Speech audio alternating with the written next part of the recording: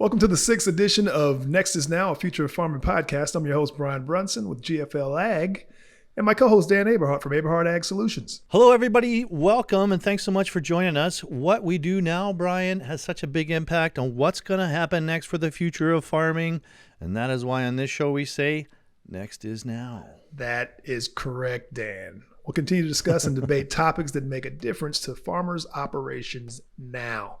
I'll be asking lots of questions as usual because I don't know the nuts and bolts of farming. I'm getting a little bit better, but it's my job at GFL Ag to try and understand what's happening in the world of agriculture and help you guys and gals produce better, hopefully using some of our solutions. I'm going to have to disagree with you there, Brian. You're actually doing a lot better, not just a little bit better as you come along with all this fantastic education we're providing. So it's fun explaining some of this stuff to someone who is an outsider, doesn't always have that perspective. You know, it opens up our mind.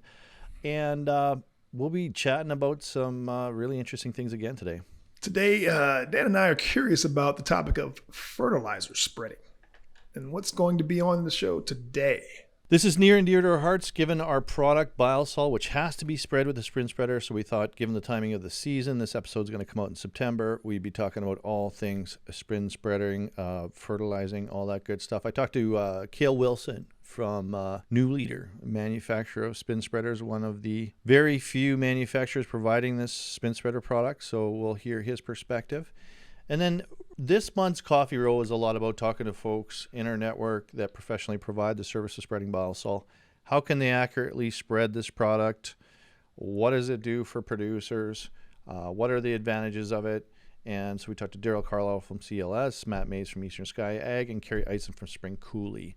And then in the community feature, we also talked to one of our dealers and very involved with a local project similar to what we talked about last episode, another fundraising endeavor.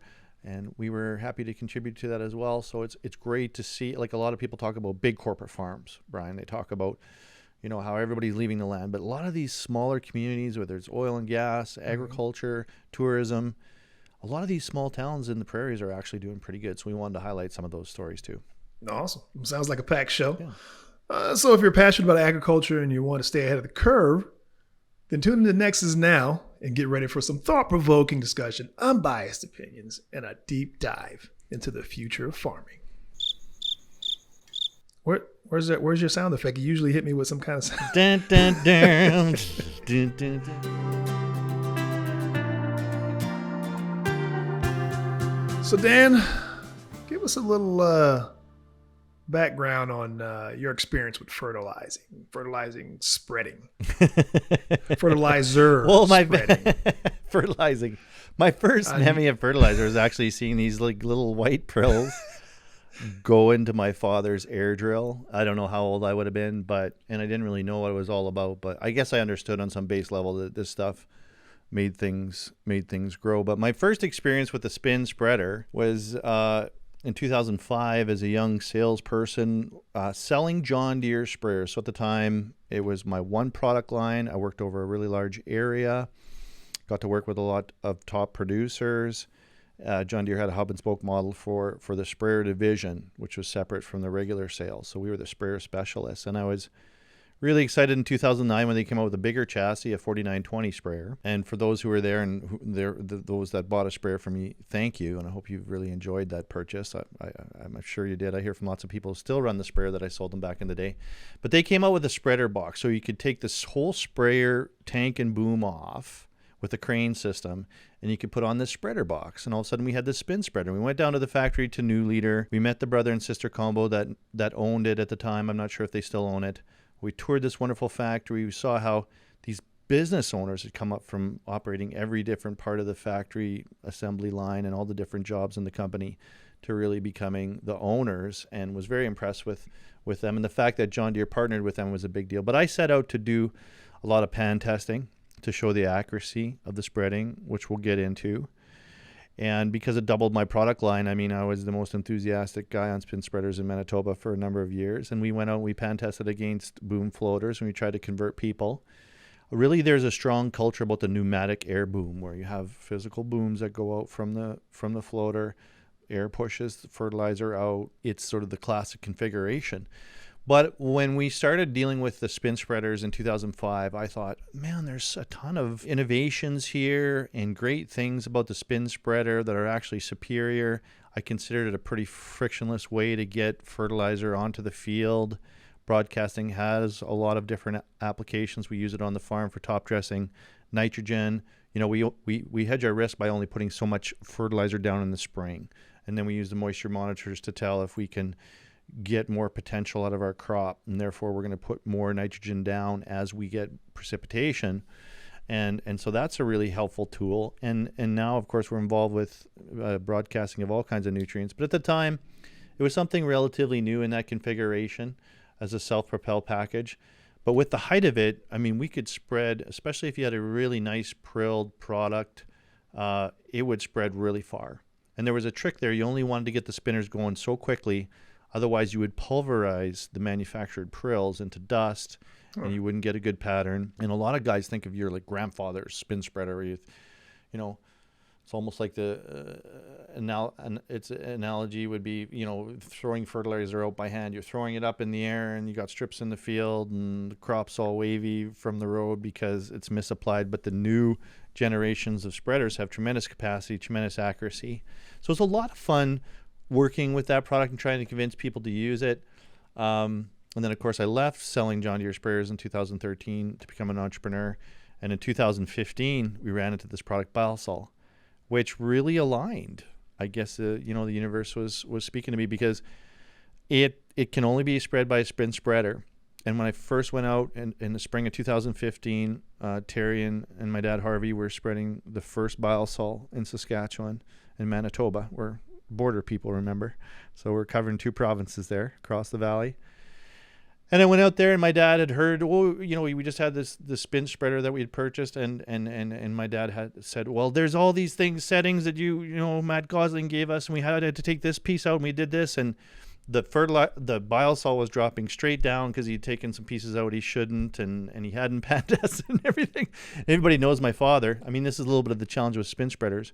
It's not a huge operation to go and calibrate it, but if you don't stop and calibrate it, you're not going to get the absolute greatest results. Right. So he hadn't really calibrated everything. But at that time, they had been spreading everything at 45 feet, and that's a lot of passes on a field.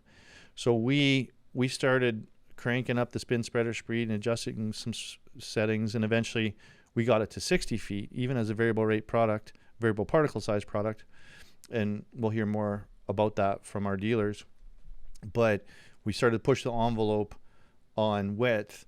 And then about the same time that we got into Bio-Sul, there was an Australian distributor who brought over an Ireland manufactured spin spreader called the Aberhart that changed the market. And New Leader was sort of like the Harley Davidson, the John Deere, American, you know, all-American spin spreader. Really great product, really great company. But Aberhart brought a lot of innovations like steerable axles, auto calibrate, suspension on the hitch, a lot of different cool little features that they brought. And we actually had an opportunity to go see their manufacturing in 2019 in Ireland. And that was a lot of fun to meet those guys, and we certainly stay in touch. But those 2 machines, an odd exception with the BBI Magna spread with the Javelin on the back, those 2 spreaders, and mostly Agri-Spread, is all what Bio-Sul gets professionally spread with. But there's a lot of advantages to producers that purchase their own too. You have a lot of flexibility to put different products in different places. You can take some pressure off your air seeder. Yeah, that makes your seeding operations a lot more efficient. And spread widths are greater than on a boom floater. There's less moving parts. You have an opportunity to take product that can't go through anything else, like Bio-Sul, but sometimes you come across some ammonium sulfate that's all clumped up because of humidity, or you run into some potash that fell off the rail, or you want to put some lime on, or you want to put some compost on. It gives you a lot of flexibility to broadcast nutrients in a relatively frictionless way. So it's been a really cool journey working with it. I've really enjoyed, you know, working with spin spreaders during my career. I don't know how many we'd have throughout the network now, and they've all been working with it so much. They're probably better than I know more about that kind of thing in the field now than I do, because that really hasn't been my role. But the spin spreader has always been something that I really saw for the farm as a really flexible tool to get their fertilizer down, make their seeding more efficient, look at different placement of fertilizer. And the fact is, in today's world, whether it's from a financial perspective, from a logistics perspective, from a timing perspective, it's tough to get all the nutrients down the seed row through the boot of the air seeder without looking at, broadcasting something along the way. And having your own spin spreader or getting a professional service like our dealer network is a great idea. So it's been a lot of fun. I go way back with the spin spreaders, and so this is a fun topic for me today. Well, I got a question about, first of all, and I think I know the answer to this, but you mentioned this earlier on in your reminiscings.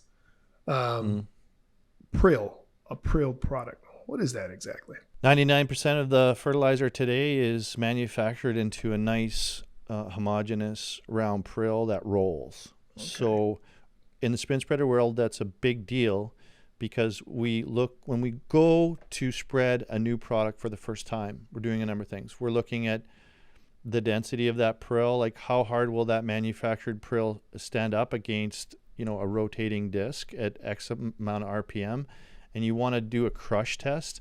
The new leader and spreaders actually come with a lot of these tools where you put a prill down and then you use a spring-loaded device to apply pressure to it, and it tells you what it can withstand as far as a crush test goes, the hardness of the manufacture of a prill before it breaks up, and that tells you what your maximum RPM speed could be.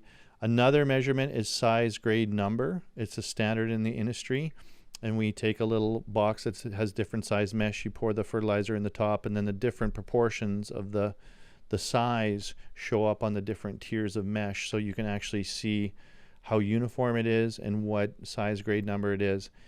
Those characteristics all come into play when you're looking at how fast can you set your spinner speed, how wide could you spread it, and then it also determines whether you're looking at having it roll and get thrown off the disc, or in the case of Bio-Sul, we like batting it. We like cranking up the spinner speed so it actually breaks up those larger particles to make them more available. But if you have never worked in fertilizer before and you come into Bio-Sul, it just seems like a natural thing. It makes a lot of sense. But for 98% of the world, Brian, that's, like I said, I don't know what age I was, but I remember my dad pouring these little prills. It's like when you go to maybe you do it, or maybe somebody fertilizes your garden or your lawn for you. Those little white manufactured prills. Yeah. Is what 98% of fertilizer comes in. It can be straight urea, it could be monoammonium phosphate, it could be potash is granulated in such a way, a lot of sulfur, competitive sulfur products.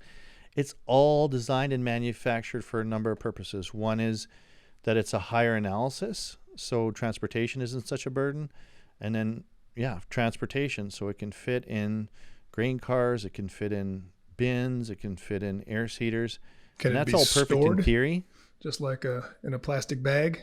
Absolutely. Oh. That's the big part of it is storage. Now, if you have humidity issues or whatever, that can cause clumping, and there's actually, guys have screens when they dump the fertilizer from the bin into the auger. But that's the way most of the fertilizer is delivered to the world today. Interesting. But we're working on a very interesting little boutique fertilizer here that actually happened to get very big very quickly. Well, we're going to have to look into more of that prilling down the line here. Find out a little bit more about that. My other question is, with these spin spreaders, it sounds like a big pro to it is the adjustable width of the spread. It seems like if you got a good spreader, you can get a wide spread. You can be done in back home for dinner in time for cornbread and some for dinner. So I mean, is that the case? That is the case, and width will be a function of the product that you're using. If you have a really nice manufactured product that's a very hard prill, you can whip it quite a ways. Urea, for example, let's say 100 feet. We're doing Bio-Sul from 60 to 80 feet typically with a pull type. Some of the guys who have the chassis higher, the spin spreads are above your head, they can get 100 feet. Oh, wow. Part of it's also the pattern. If you think about throwing a baseball, are you throwing it up in an arc? Will get you the most distance, but if you're throwing it straight out, it only goes so far. So some manufacturers argue it's better to have a flat pattern for wind. Others argue it's better to have an up and curved baseball throwing type curve to get more product out farther. And of course, it was a big race to see how far everybody could accurately spread Bio-Sul. And one of the things that people are concerned about with width and accuracy with spin spreaders is the wind. But we know that by pan testing, it's amazing with the velocity and the RPM of these new spin spreaders and the pattern and the way they're designed. We can spread in a hell of a lot of wind, probably similar to what you can get away with spraying herbicides in a wind. It would be similar. So we will get shut down at some point.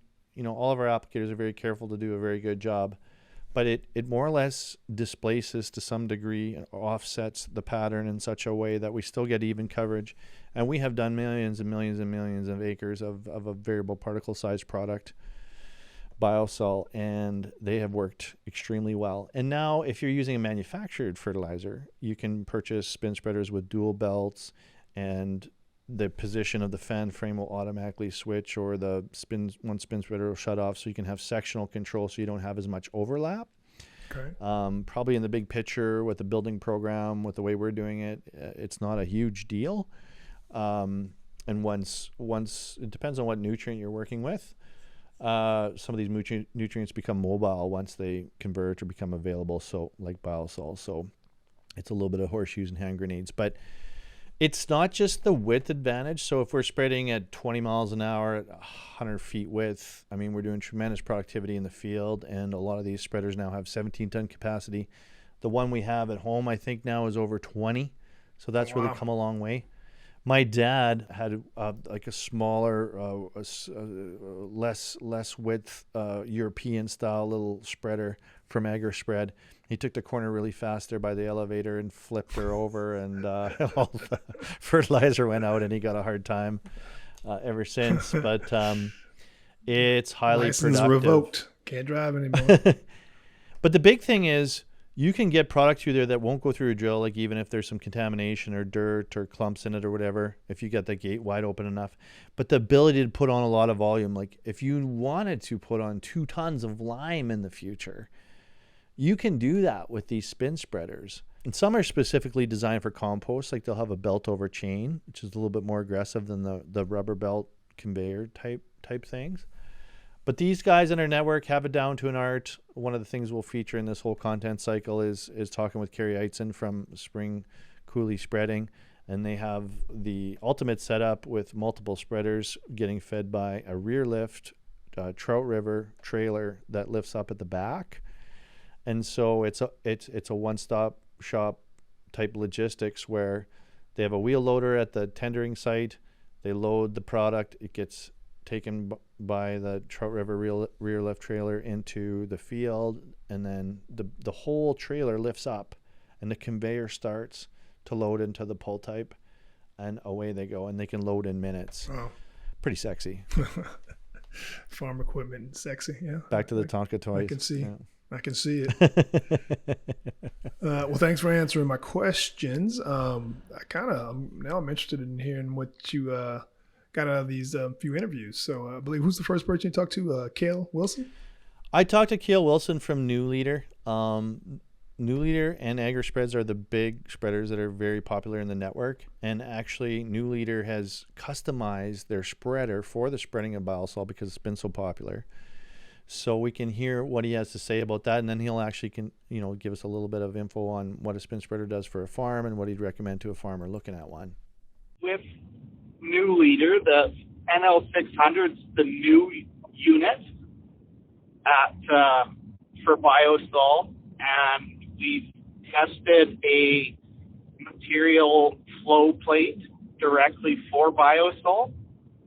And what that means is we have our standard one for fertilizer and compost, and then they engineered a material flow divider plate on the NL600 to change where the material falls on the disc. And with that, we've seen wider working results with the Bio-Sul. With the product like Bio-Sul, just the fact that it's one of the most interesting things I've ever spread, in the fact that it's large, small, and it's not one consistent product that like urea. So just being able to spread those fine materials out a little bit further, I think just gives you a little more confidence that it's going to be uniform across the field. And Yep. I think by placing it closer to the center of the disc, with the lower rates on a compost like Bio-Sul, that's why we're seeing the results. So it sounds like to me, again, setup is key with all this stuff. Like you gotta, in order to get the best results for spreading Bio-Sul, you got to place it in the right spot in the spin spreader. He said get it close to the disc. Does that make a big difference? Yeah, there's a lot that you can, absolutely. So there's a number of different elements there. You can have custom fins that spread throw the product in such a way that are more aggressive. And of course, with the volume that these guys are doing, they're always looking for different kinds of materials too that will stand up very strongly. Mm-hmm. So some guys have built their own fins to last longer. There's also the fan frame setting that positions the spin spreaders relative to where the product comes off the conveyor belt and the product drops down to. So where the product physically drops onto the spinners, whatever product you're spreading, makes a huge difference in your fan, in your pattern. So what happens is you got this little cue card. You can see if you've got a hump in the middle or if you got a dip, kind of on the wings of the pattern. If you're heavy behind or if you're light behind, you can adjust the fan frame accordingly for where the product drops off onto the spin spreaders. And then their spin spreader RPM is also a factor. That's one of the continuous conversations around spin spreading, is just getting the calibration right. But if you get an operator who knows it well, gets calibrated for a couple products, takes the time to do a couple spins around the pan test, it's not that laborious. And the fact is, a lot of boom spreaders should be calibrated and should be checked, but the perception is you can just hit the button and go. It's a lot easier, but that's kind of where we know how accurate we are. We're not afraid to test. I was never afraid to demo or test it against a boom spreader. Yeah. But there's just a perception that spin spreaders are a lot more finicky or you can't get them as accurate. But I know in our network we certainly can. And that's where it comes in. Like once you know these different settings and get a feel for them, you can apply it to any product. And that's where I like the idea of guys getting motivated to buy a spreader for something like Bio-Sul, because the benefits of having that unit will give you so much flexibility, and that's what Kale refers to in his next quote. I think it opens up a lot of flexibility. Number one, they're able to utilize more of the fertilizer products that are out there. The other thing is, some of these have sectional control, and you're able to put on a lot of product, whereas some of the drills, they're maxing out the capacity. And so they either have to go slower at seeding time, and if they're able to apply, a portion or of the 350 to 400 pounds or even higher rates, then they're still able to increase their seeding efficiency. I would just, sit them down with the plan. Okay, what are they looking at now? And what sort of future plans are they looking for? Because there's a couple different options depending on what they want to spread, whether it's some soil adamants like lime and that sort of stuff, or if it's, urea, variable rate, mapping, and that sort of stuff. Just so that, when you go to pick a product, you have one for today and then also one that fits for what you might want to do in the future. Well, yeah, like I said, it sounds like with the spin spreader, you get a lot of options with the product. Now, as long as the product can stand up to it like Bio-Sul, with speed and, width. Sounds like a pretty, even though it sounds specialized, it sounds like a tool that you probably need on your farm. You can do a lot of things with it, and you can do a lot of things with it that you can't do with anything else, because you can achieve a volume with it that you can't get with anything else. And one of the adjustments is that gate. I mean, you can have that gate open 5 or 6 inches, and you can put all the bodies through it you want. It's where the bodies are buried. We always joke about compost. Yeah. But you can put a lot of product through it. And on that note about variable rating, that's an important function too, because whether it's sulfur, which always aggregates in the low spots, so there's always abundance of it as it moves where the water moves. On the high spots where there tends to be low organic matter and sandy soils and erosion, where it's difficult for a crop to gain a toehold, a foothold, and get enough nutrients, you could put more on those spots, or variable rated according to whatever prescription you get. You just put in the prescription, and the machine, as you drive across the field, automatically varies the rate to how much target nutrients you want to get in that area. And as we get more conscious about, there's regulations coming down the pipe, whether we like it or not. Whether they're fair or not is another issue, probably for another show. But, the concern of getting fertilizer to where it's supposed to be, not into the air, not into the water, not going in the wrong places in the soil, making it available for the plant, and making nutrient-dense food is all part of that technology, and spin spreading is a part of that. Awesome. Yeah, no, that's very interesting. I mean, my knowledge on spreading, I just thought it was just a machine where it drove down the middle of the road and dumped a bunch of fertilizer out the back of the truck. But so no, this is very informative for me. Well, now we're getting on to one of my favorite subjects, or my favorite sections. It's our coffee row. And as usual, our intrepid reporter, the Geraldo Rivera of agriculture, Dan, has brought us some great interviews. So let's hear from some of our guests. Yeah, I have to give some of the credit to Nicole. She's really been helping out. And I'm really proud of the folks in our network that do such a great job of spreading this stuff accurately over millions of acres. So let's hear from one of our top producers here of Bio-Sul sales and spreading, Daryl Carlisle from Carroll, Manitoba, Carlisle Liquid Spreaders, and how they use technology of these spin spreaders to get Bio-Sul on accurately. Yeah, so the systems we use is technology from AgriSpread out of Ireland.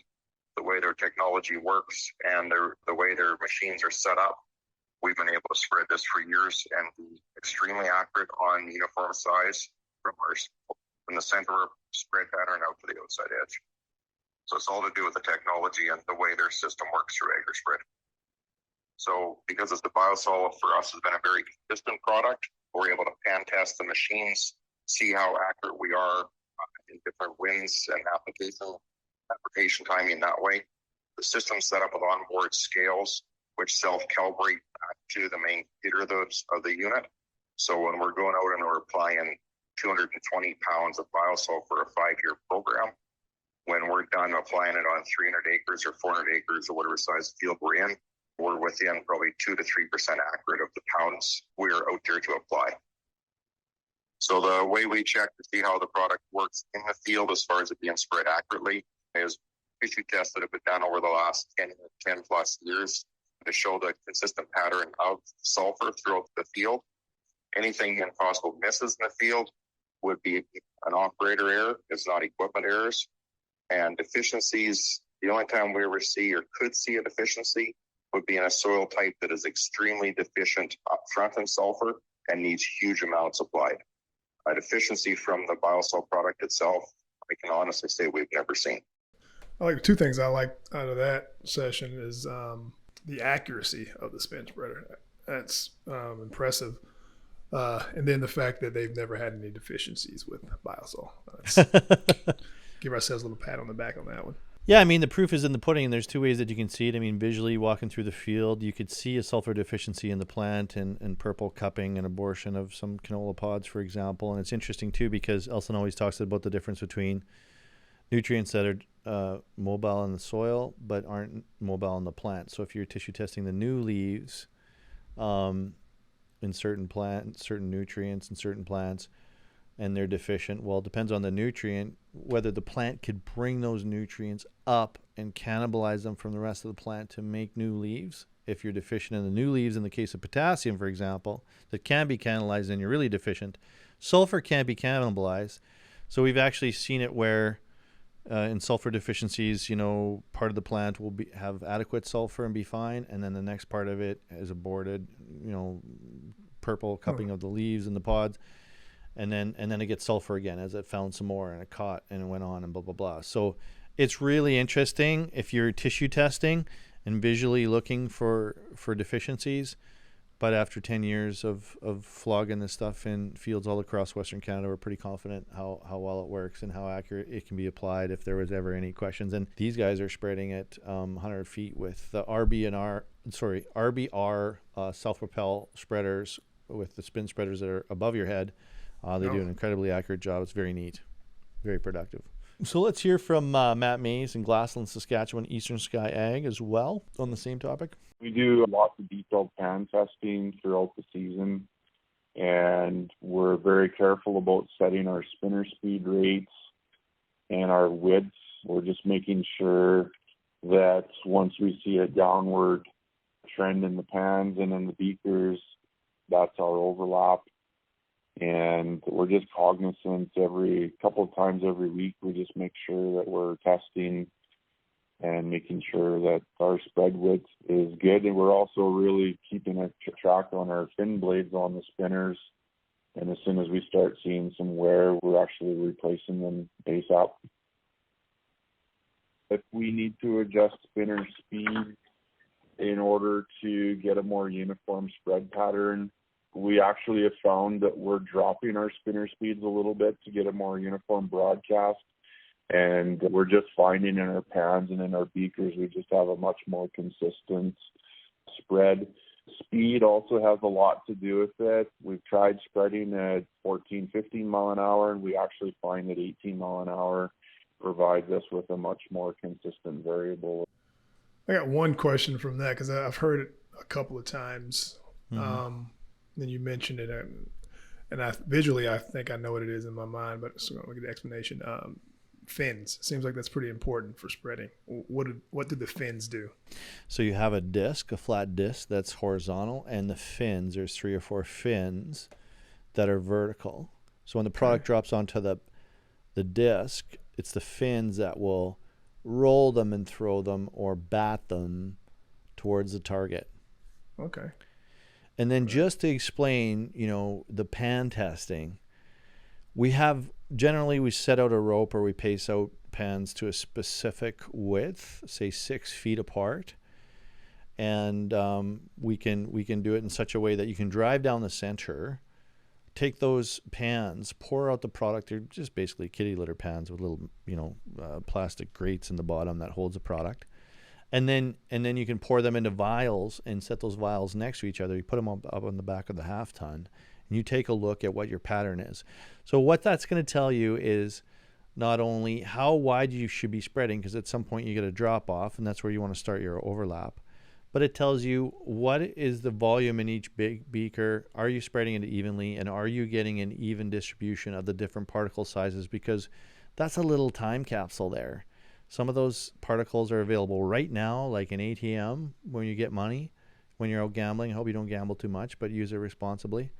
The medium term, weeks to months to years, and then the long term, the particles that are available over the years.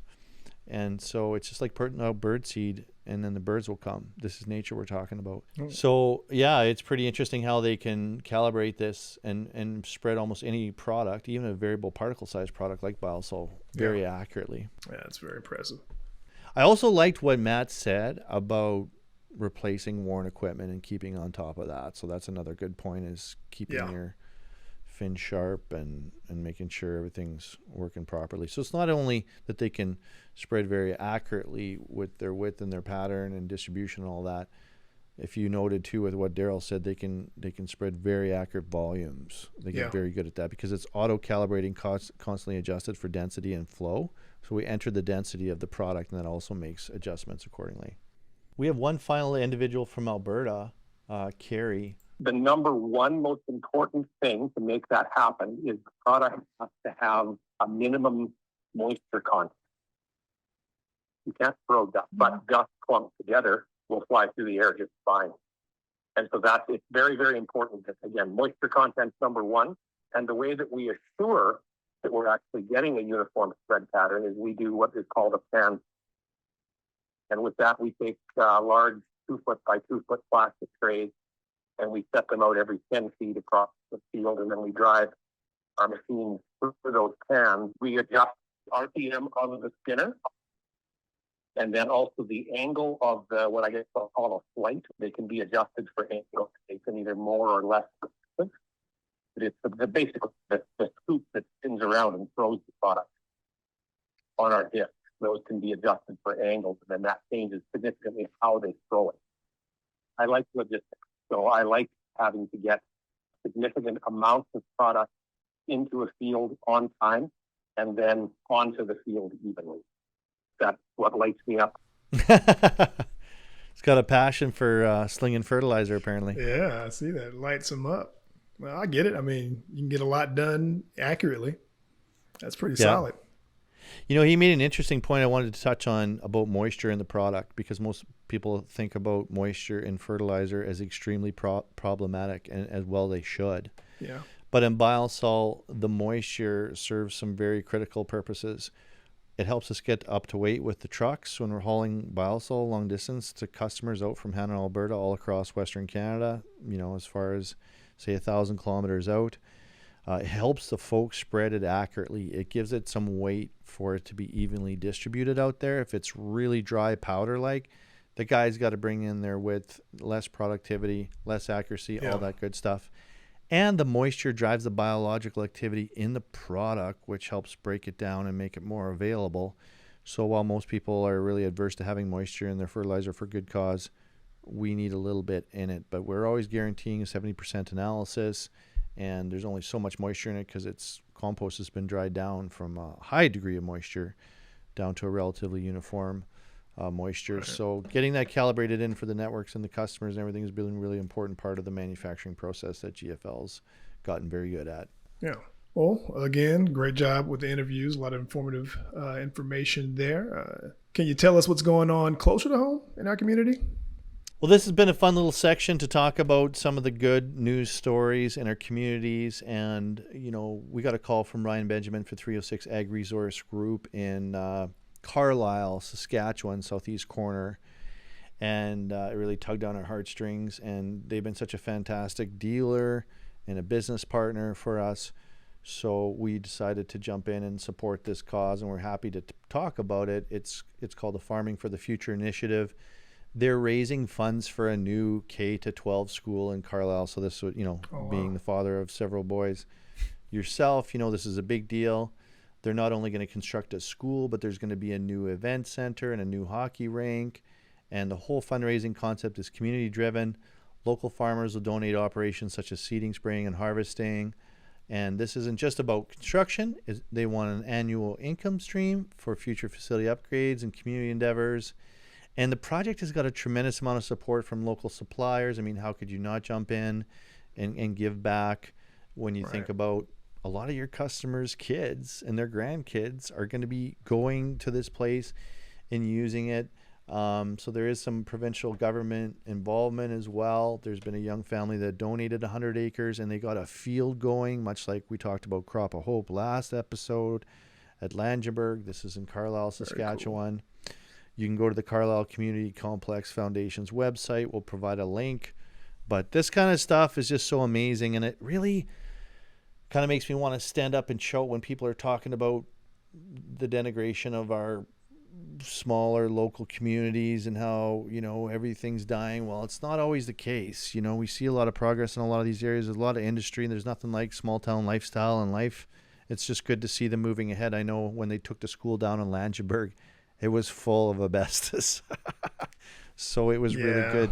You go back there for graduation now, beautiful school. It just makes you feel great about progress. And frankly, I never thought Langenburg would last when I left. But it's done very well, and it's good to see our rural communities really surviving and thriving.